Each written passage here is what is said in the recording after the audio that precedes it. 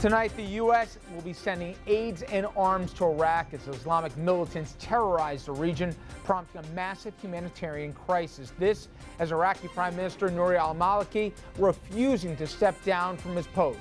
Is the U.S. making the right move in Iraq, and where should and will we go from here? Well, tonight, Iraq War veteran military analyst Mike Lyons joins our panel. And we'll head out to Missouri, where tonight the FBI investigating possible civil rights violations after yet another unarmed black man has died at the hands of a police officer. This is Reverend Al Sharpton preparing to carry out a march on Staten Island following the death of Eric Garner. Mayor de Blasio says the event will have to go on without him should Sharpton be surprised. Plus, it has now been 40 years since Richard Nixon resigned from office. Question is, did the Watergate scandal help form public cynicism of politics? Good evening, everybody, and welcome to RFL. I'm Richard French, and thank you so much for joining us tonight.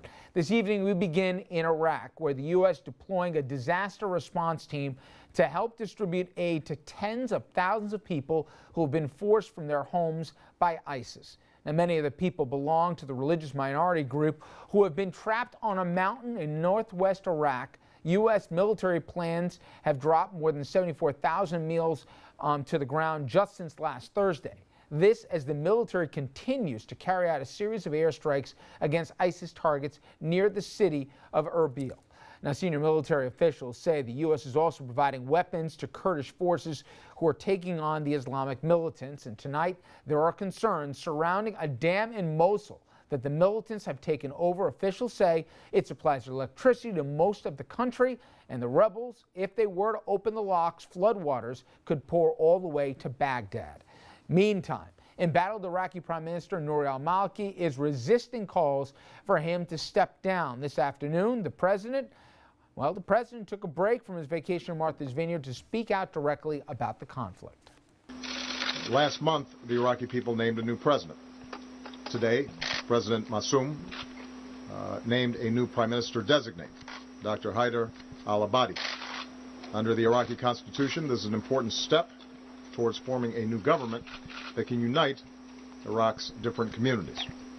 Earlier today, Vice President Biden and I called Dr. Abadi to congratulate him and to urge him to form a new cabinet as quickly as possible, one that's inclusive of all Iraqis and one that represents all Iraqis. Now, as if this situation weren't even complicated enough, you also have the politics of this, of course, and Hillary Clinton is distancing herself to a degree from President Obama's foreign policy position, saying the commander-in-chief does not have necessarily a clear one. This is an excerpt of a larger piece, but Clinton also said the great nations need organizing principles, and don't do stupid stuff is not an organizing principle. I want to bring in our panel right now, Jeannie Zaino, professor of political science at Iona College and professor of campaign management at NYU, Dominic Carter, political journalist and author, Mike Lyons, former Army captain who served in Iraq. He's currently a military analyst for CBS News Radio and a senior fellow at the Truman National Security Project in D.C. Tom Doherty, fresh from vacation, Republican strategist, partner at Mercury, and a former advisor to New York Governor George Pataki, and Andrew Whitman, senior political correspondent. And, you know, Mike, I saw on CNN there was that compelling video of the rescue on that mountaintop, and while it was only but 20 people that were rescued and tens of thousands were still on the ground, and this, some of it that the public can see if they haven't seen it already, literally the gunships, as these people have to race, and you're seeing women and children and families, just a fraction of them getting on board, and then they burst into tears, and a lot of really heroic rescue mission that went on there, and you see some of the faces of the people. Finally, we're seeing a human face that gets put on this. They literally, after they get up in the air, have to start emptying those cartridges down below them because they're taking fire from the ground, and they say that's a standard reality for what they're facing on the ground every day. Put a little context on this, because for a lot of us, Mike, this is a dot on the map, and it's a lot more north than we would have thought.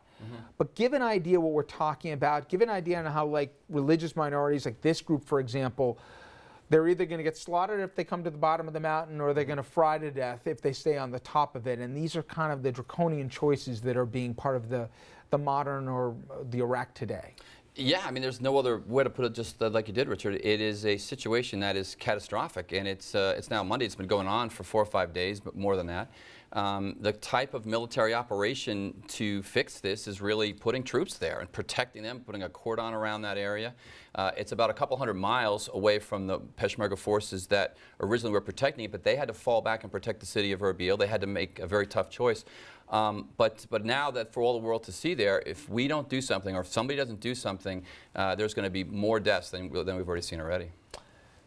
It seems that the president is between that proverbial rock and a hard place definitely here. I mean, he was elected on getting troops out of Iraq. The public wants troops out of Iraq.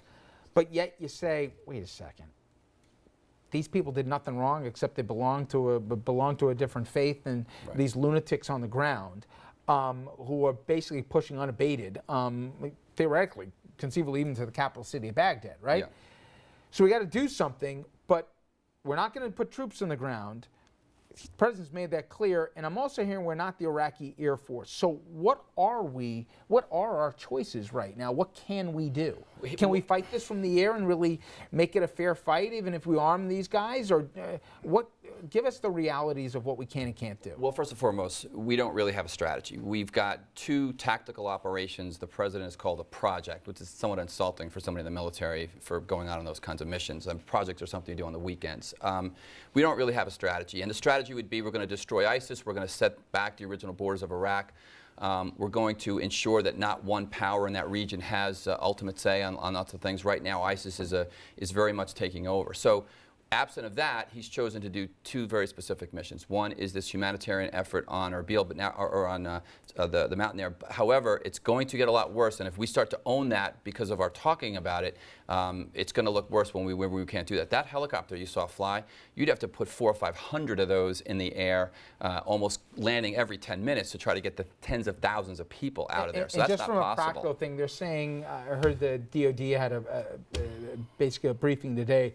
They were doing 50 to 60 or 65 sorties a day. Explain what that means. So those are specific missions looking for targets. And what's happening is, so ISIS now is advancing towards Erbil. They're doing what's called harassing and interdiction fire. They're testing, they're firing certain weapons. These guys are a lot more coordinated than I think most Americans would have thought they were. They seem like they're not only armed, but they actually have a plan of what they're doing. Well, you know what they are. They're former Republican Guards officers and enlisted individuals who were trained by Saddam. It was Desert Storm. They've been in through the last 10 years with the Iraqi military, so they do know what they're doing. Now, they still have second-rate equipment on some hand, but it's better than what the Peshmergas had. The Peshmerga forces have 20-year-old equipment that's the last of what the Iraqi government decided to give them. So the fact that they're even in the fight shows their determination and their will to fight at that point. And right now, since the ISIS forces took over that Iraqi security force equipment, they have the advantage.